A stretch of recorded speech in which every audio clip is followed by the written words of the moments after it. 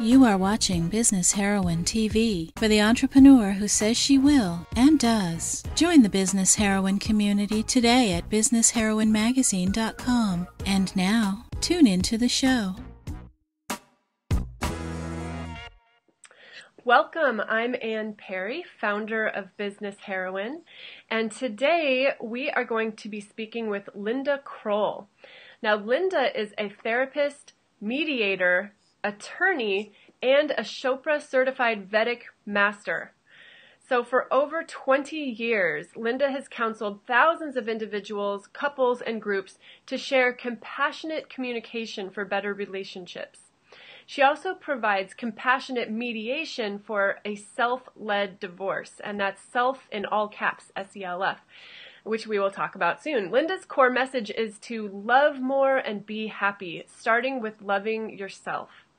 She teaches compassion, empathy, acceptance, and forgiveness so you can unburden the pain from your past, let go of limiting beliefs, connect to your spiritual source, and relate from your highest and best self. We are in for a treat.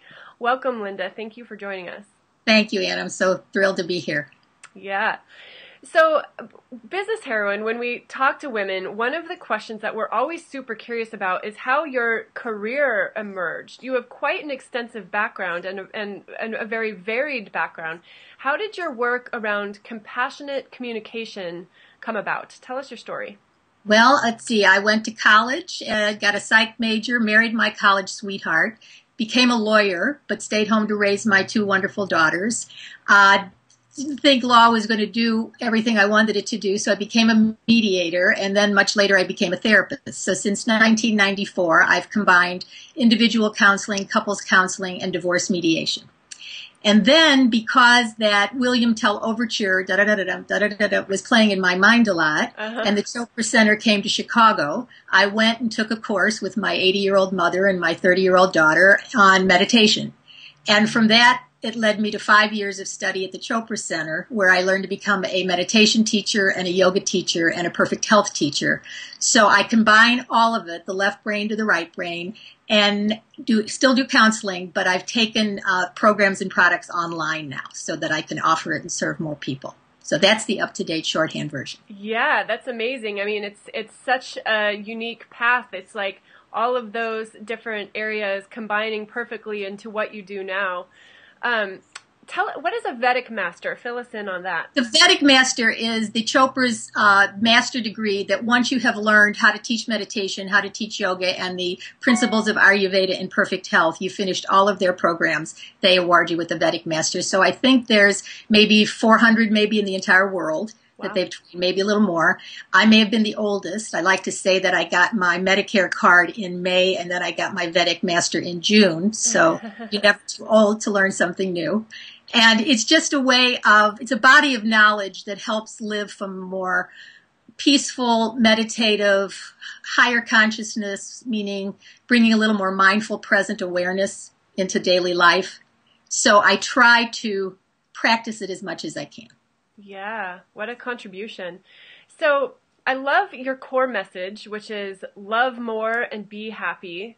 Right. And I know that you've identified 7 steps to more love and joy. Will you walk us through those? Absolutely. The 7 Steps to More Love and Joy program, which is going to be one of the online programs that's coming up now, is to, first of all, have compassion for yourself. And most of us don't. You know, if we listen to how we talk to ourselves, we would never talk to anybody else that way. So helping remember that we're really divine beings having a human experience helps us to accept the good and the bad, the things we'd like to change, and be much more compassionate to ourselves. So that's step 1. Step 2 is learning how to be compassionate to other people in your life. And meditation helps with that because instead of getting stuck in the fight or flight reactivity that most people engage in, you learn to see a problem from a higher level of consciousness, meaning you're in this together, there's a oneness, and we can have a little more compassion for the reactivity that we engage in. So compassion for your partner. The third one, and these kind of follow the chakras. You don't have to know the chakras, but cool. They're kind of following the chakras. From the top down or the bottom up? From the bottom up. Cool. First chakra, creating more safety in your own mind. Second chakra, balancing the masculine and feminine and accepting all aspects of yourself and others. The third chakra is more in terms of how you think about things. So the third step is letting go of limiting beliefs. And a lot of the limiting beliefs we get from our family of origin. In fact, there's a cartoon that I saw and reproduced that's one person sitting in a conference room, one person in an empty conference room. And the banner on the back of the conference room says, Convention of Children from Functional Families. Right. So no matter what our family is, even if we have a perfect family, there's often, and probably for many entrepreneurial women, there's often that need to be perfect. Mm-hmm. So again, that's a dialogue that pushes and compares and judges and creates an internal disharmony that isn't helpful. So learning to take a look at where we got our beliefs and how we can change them and letting them go is part of the third step. The fourth step comes from your heart. It's how to be more loving, accepting, forgiving, and compassionate, first of all, with yourself. You know, look where you got to. Look at all the struggles you've lived through to get to where you are now and rejoice in how far you've gotten rather than looking at that unending to-do list, you know, that we're never going to finish, especially if we're entrepreneurs, because those ideas keep coming and there's only enough time for life and children and partners. And so just taking a breath. And in fact, I'm going to do that now. I'll join you. Please, let's everybody join, because when I get excited and passionate, my parts take over so let's all breathe, which is a good thing to do always because it reboots us. It brings us back to the present moment. So in this present moment, we're compassionate with ourselves, compassionate with others, changing our limiting thoughts based on our early conditioning, being more loving, accepting, forgiving, and compassionate. Fifth step, learning to speak our truth. Learning to come out in the world as who we truly are, unafraid to let our light shine, and allowing people to react or respond to it as they will, but still knowing that that's part of our mission here. And being safe in our truth and being able to express it as fully and as brightly as we can. So that's the fifth step. The sixth step has to do with staying in touch with your intuition, knowing that our gut instincts and what we know at our deepest truth is really what we're here to offer. And if we don't drown ourselves with the thoughts of other people, but really listen to what's coming from our heart, then we offer that to the world. So listening to the intuition. And the seventh one, which is the crown chakra, is just to remember that you're already divine. Wherever you are in your quest, in your practice, in your business, you're perfectly where you need to be. And if we set the intention to be of service and to be of help, and then align with the universe by listening to our intuition, speaking our truth, staying compassionate, opening our thinking, balancing and giving and receiving, and knowing we're safe, if we can do all that, then we just offer and serve. And it comes from a much more feminine perspective because we're in a receptive mode. We're receiving divine guidance all the time. We don't always listen to it. And then as we receive it, we extend it from a much more flowing perspective instead of the efforting and the pushing and the comparing and the rushing that often accompanies entrepreneurship and life. Yeah, definitely. So I want to take a step back and learn a little bit more about you, because I'm still totally fascinated with this career that has emerged that you have. It's if I look at it, and tell me if I'm on track or off track here, but there's a thread of sort of problem solving. It's like being a lawyer is solving a problem, and then mediation, and then it's like the approach for solving problems sort of turns inward and becomes about self-reflection and about intuition and being in touch with compassionate communication and joy and love. Yes. I would love to hear a little bit more for you how that sort of woke up, or how that came about. Well, thank you. It probably goes back, as it all does, to our childhood. So I had a wonderful family. I have a wonderful family, brother, sister, family of origin, extended family. And my father, who I adored, was a manic depressive, so he yelled all the time. And I think from when the time I was a little girl, I always said that I was going to, in fact, I used to write letters to my parents and leave them on the kitchen table. Could they please talk nicer to each other? And now, many years later, people are actually paying for me to help them learn that. So it was a lifelong goal to kind of help people communicate better.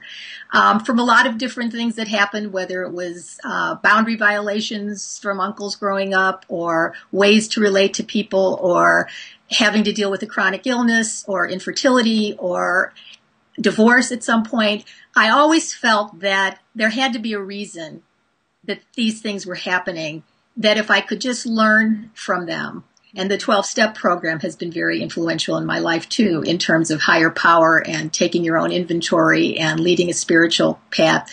So putting all that together, there was just a sense that we're all here for a reason. We're all angels. We're all guides. We're all somewhat bodhisattvas, where we have a certain knowing that we'd like to offer back and offer through.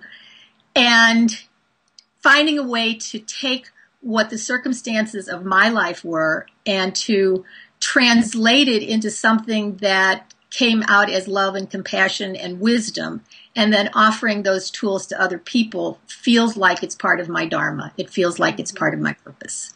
Yeah. So I write. Hopefully this year I'll actually let those out into the world instead of in my computer. Yeah. And one of the things that I want to write is love notes from a yogi Baba, because I'm a yogi, but I'm also a grandmother. So cool. That's awesome. I love that. That's so cool. It's amazing just looking back at the threads and seeing, as a child, even certain situations, drawing something out of you that is part of your dharma, as you said, your purpose. Exactly. Yeah. What an amazing reflection. Thank you. And I think that when we meditate and stop the incessant shooting on ourselves, and listen to what our heart is leading us to, then we align our purpose with that intention, and we let the universe help us. Yeah. So at the Chopra Center, before they meditate in a group, they ask 3 questions, the soul questions. And those are, who am I? Who am I? And sometimes we can say, well, we're wife or mother or businesswoman or whatever. But in our essence, who are we? Which is pure love and light, by the way. And then, what do I want? Which most people forget about because they're so busy shooting on themselves or pleasing other people or living by someone else's expectations. So what do I want? And it can be material, ethereal, emotional, financial, relational. What do I want? And the third question is, what is my dharma? What is my purpose? How do I use my unique gifts and talents to help and to serve? And when you ask, who am I, what do I want, and what is my dharma, you then take a breath. Let's take another breath.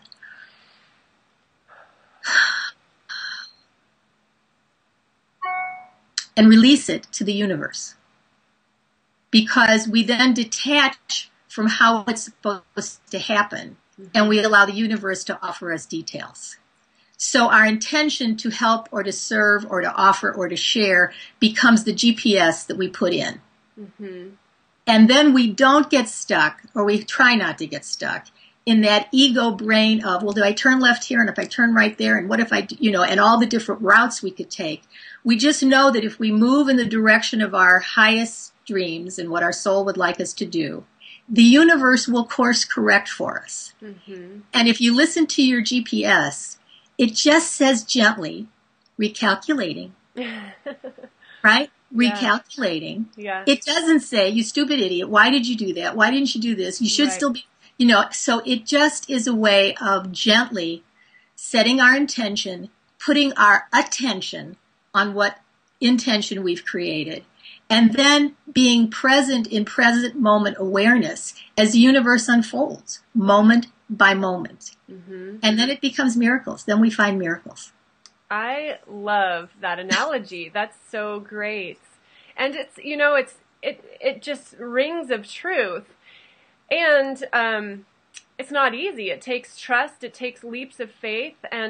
But what you're saying is, the women who I interview often for Business Heroine, they did something like that. They took that leap of faith, or they trusted. And that can be one of the most difficult things to do. It can be, I guess we're sort of used to shooting on ourselves and kind of trying to force things to turn out the way that we think that they should, be shaped. And so it's a practice, it sounds like. It is. You know that I don't remember, you might be too young to remember, but there, Indiana Jones in the Temple of Doom, I can't remember which one, but he was in this big cavern and he had to take a step into what looked like the abyss. Mm-hmm. And he took a step and he realized that by taking the step, he saw this invisible bridge. And that's kind of what faith and trust are about. It's kind of like, you know where you want to go and just take that step. And that step will lead to the next step. And I've studied with Dick Schwartz, who has taught internal family systems, which is a way of compassionately loving yourself. Mm-hmm. I've studied with Deepak Chopra and David Simon at the Chopra Center, and I'm also studying with Sark. Do you know who Sark is? Mm-hmm. She's a wonderful artist, and she talks about being a full cup of love, sharing her overflow with the world. So it's how do we nurture ourselves? How do we make taking care of ourselves? Because what I really like to say is love is the answer, but it starts with loving yourself. Mm-hmm. So how do you make each day one that you're the priority and you get in the right food or the right sleep or some yoga or a few moments of meditation, and then from there you expand out. Yeah. And I think we're always efforting with all the other to-dos, and then by the end of the day, we didn't take care of ourselves. Yeah. Yeah. So speaking of self, this is actually a question I wanted to ask you, because I mentioned at the very beginning when I introduced you that that you talk about self. It's capitalized, S-E-L-F, self. What does it mean to be in self? Tell us more about that. Thanks for asking. Okay, in those three paradigms that I just mentioned, the internal family system paradigm is that when we're in self, capital S self, we are calm, we are clear, we're compassionate. Okay? You know what that's like, right? But it's just moments. We're not always in self. Right. So they designate parts. So we have exiled parts, managers parts, and extreme parts. And the exiles, if I put them in a little list, those are all the parts that we learned in childhood weren't going to get our needs met. So if we felt sad or scared or hurt or vulnerable, we pushed that aside. Some of us pushed aside our anger too, because it wasn't safe to be angry. But this is the ultimate, what about me? Who's ever going to love and care for me the way I need? We don't want to deal with that, so we push it aside.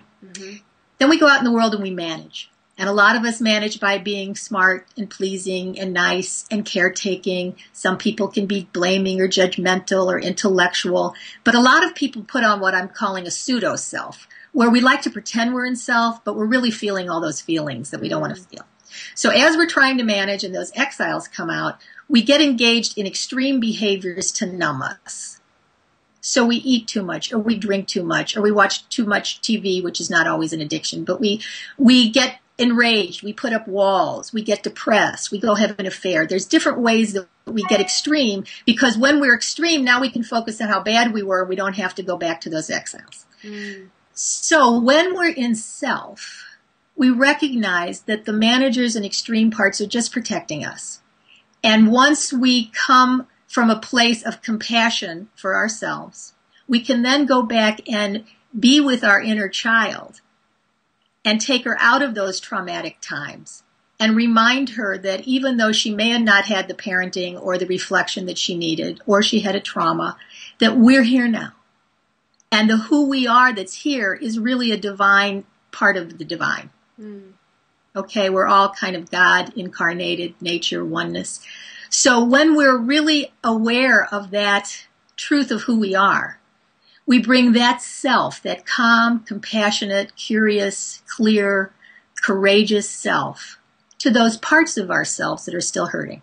And as we unburden them, and even unburden some of those manager parts too, they just calm down. They transform. They feel safe. They align and give us more energy and more vitality and more self.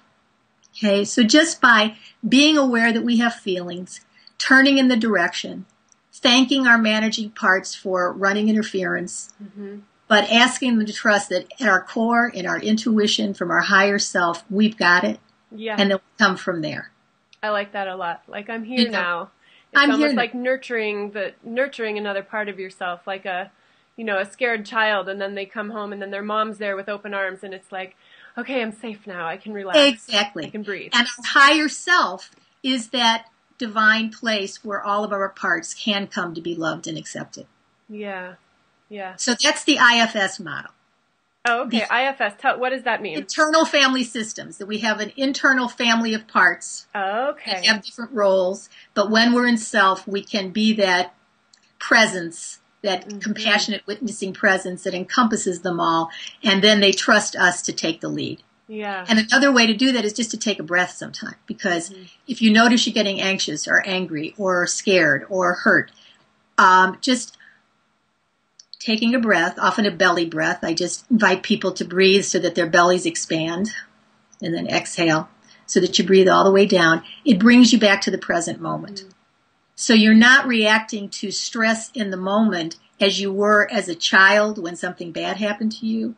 You can recognize that you're in the present, that you can be present and react and respond from self, and not project into the future something from the past, but really stay in present moment awareness. So taking a breath just reboots you. It just says back in your body, back to your heart, down from your head, and then you relate. So that's the IFS model. The Chopra model has more to do with higher consciousness, and not higher consciousness in the sense of better consciousness than the other. But very briefly, if you'd like it, would you like it? Because it's short. I like it. Yeah, bring it. 7 stages of consciousness. The first one, sleep state. We're all conscious. We can hear the baby. We can hear the alarm. The second level is dream state, where you think when you're dreaming it's conscious, but it's not until you wake up. The third state is waking consciousness, where everybody walks around in. The fourth state is transcendent. So when we start to meditate, we quiet our thinking and get to the stillness in between our thoughts. Okay? Because we have 60,000 thoughts a day. More if you have ADD, like many of us entrepreneurs. So we have all these thoughts, and if we meditate, we allow those thoughts to just be there, but we get to the stillness between them. And as we do, we bring that restful awareness back into our life. So we transcend those 3 sleep, dream, waking states, and that's where transcendental meditation name came from. The next 3 states, cosmic, divine, and unity consciousness, allow us to bring that conscious, witnessing, calm presence back into our life. So cosmic consciousness means we're in this world, but we're not of this world, so that we come back to our life and we're not buffeted by what's happening to us. We can just witness, we can respond. And divine consciousness basically says there's God or unity or oneness in everything. And unity consciousness is we're all one. We're all one. So the way that relates in human dynamics is that when we're in unity consciousness, or even cosmic consciousness, when we're aware that we can be still, we can be the stillness, the eye in the middle of the storm. And when we're in conflict, instead of coming from a fight-flight response, which also translates into, all right, I'm going to be sarcastic or I won't talk to you. We don't hit or run away, but we have emotional ways of fighting.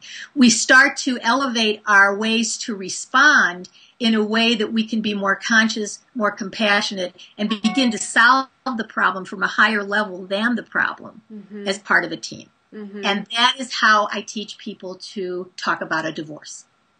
Wow. From a high level of consciousness, from a more self-led perspective, where they learn to have empathy for the other one's perspective and learn how to reflect that understanding, learn how to say they're sorry. And when they learn compassionate communication that they can apply in a mediated situation where they take a look at, do we really want to end this marriage? What would that mean in terms of finances or children or the house or every other thing that we need to talk about?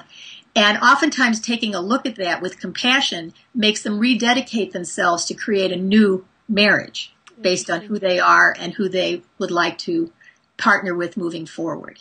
And if it doesn't, if they really get to a more self-led realization that they came together for a reason, if they have children, that's part of that reason, but they've reached the end of their road together, then a self-led divorce helps them dissolve the union of their marriage in a way that creates something new from their higher self. because I like to say that families don't need to be broken. They can be peacefully and respectfully restructured. Mm-hmm. So what I see compassionate mediation doing is either helping them add more passion to their marriage because they put their walls down. They're safe to put their walls down. They're speaking for their exiles about their sadness or their hurt. They're not speaking from their anger. They can speak for their anger. It's different. It's a different energy, different way of being. Totally. Yeah. And then learn to have empathy for each other so that when they start talking about property division, maintenance, parenting agreement, they're doing it from this higher self and not from their reactive parts. Yeah. And then a self-led divorce is one that's in the highest good for everybody concerned. Yeah. Well, I just love hearing you speak about this because as you're speaking, I'm just kind of seeing this world that it's like, if we learn to be in that state, as I was first listening, I'm like, oh, that sounds just so peaceful and refreshing and just, to be in those higher states. And then I'm thinking, oh, wow, what if everybody around me was in that state? Like it just, yes. Yeah. So I love what you're doing, and it's starting right. with, families and relationships, and but just imagine the exchange at the in a traffic jam or at the line in the grocery store. Just there's like this whole other layer of inner peace that as a society we're capable of achieving. So I love that you are leading that. Thank you. Thank you. Well, I'm one of many that are leading it. Teaching compassionate communication, it's in different vernaculars and different ways of teaching it. But again, it starts with being compassionate to yourself. Mm-hmm. And then from that compassionate heart, extending that out to the people in your life and the people in your business world and eventually the world. And I see us all as a matrix that we're all, Marianne Williamson has this wonderful quote about you've got to shine your light. Who are you not to shine your light? Mm-hmm. There's no benefit in playing small. And by shining our light, we help other people shine theirs. It's a beautiful quote. I don't have it, but look it up, Marianne. I know. It's one of my favorites. I know exactly what you're talking about. Exactly. So I see us all as a shining light. And what we're doing is just learning how to allow that light to flow from the bigger essence that we are, and then connect with other lights, all of you, in a matrix of light where we're all shining individually but connected synergistically, and then all together we illuminate the world. That's beautiful. Gives me goosebumps. That's the plan. Oh, goody. Love it. Good. Okay. Well, I know that we are, coming to the end of our time, and I would love to know, how can our business heroine community get more of you? How can they receive more of your work or follow you? I believe you have a special gift. I have special gifts. I have a wonderful love summit that's coming up. Ooh. And whether you hear about it ahead of time or after time, you can still get the replays and the transcripts, because starting Valentine's Day this year, and then it will be available all year, is the Love Summit 2014, Igniting Passion, Connection, and Fun. Perfect. And I've invited 15 luminaries in relationships, love, and personal growth, both in business and in personal life, to have interviews, and they'll also have free gifts. Mm-hmm. And by going to lovesummit2014.com, you can find out all about it. And I give on yourcompassionatecommunication.com, I have a free gift on Believe in Yourself, which is a little bit more about self and parts. Awesome. My Linda Kroll website has more about what I'm doing personally, but the online programs and products, and especially the 7 Steps to More Love and Joy program, is going to be starting soon, and it's going to be an ongoing program. So They can find out about that all the time. Awesome. And we'll make sure that we put links to all of that in the interview. So if you're listening now, you don't have to scramble down and take notes. So that's perfect. I love that. And I love that it's starting on Valentine's Day, and that it's all about starting with loving yourself. What a great way to kick off this work, or take it to the next level for those of us who've been on that path. And thank you. And the more your listeners do this, the more all of you truly know that you're divinely inspired, and just allow that divine inspiration to be your GPS then everything that you're stuck on maybe right now, just make a little micro movement in the direction of your dreams and really applaud yourself and support yourself and love yourself for everything you've already done. And it's from that fullness that you're going to be expanding out to whatever you're going to do next. So I send you love and cheers for all that you're trying to do to change the world. And Anne, I thank you so much for giving me this opportunity and just who you are and sharing all that you do with the world. Thank you so much, and thank you for that last bit of wisdom. It's a really great way to start today. So thank you so much for joining us. It was wonderful talking with you. Thanks, Anne. And thanks everyone for tuning in. We'll see you next time. Bye. Bye. Thanks. You have been watching Business Heroine TV for the entrepreneur who says she will and does. We hope you enjoyed the show. Be sure to check out what's new at businessheroinemagazine.com today.